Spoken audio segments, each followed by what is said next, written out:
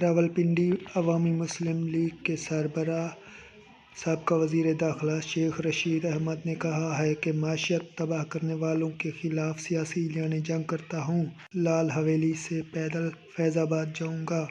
تفصیلات کے مطابق سابقہ وزیر داخلہ شیخ رشید احمد نے اپنے جاری کردہ ویڈیو پیغام میں کہا ہے کہ لانگ مارچ کے لیے لال حویلی سے جامگیر کے ساتھ فیض آباد جائیں گے۔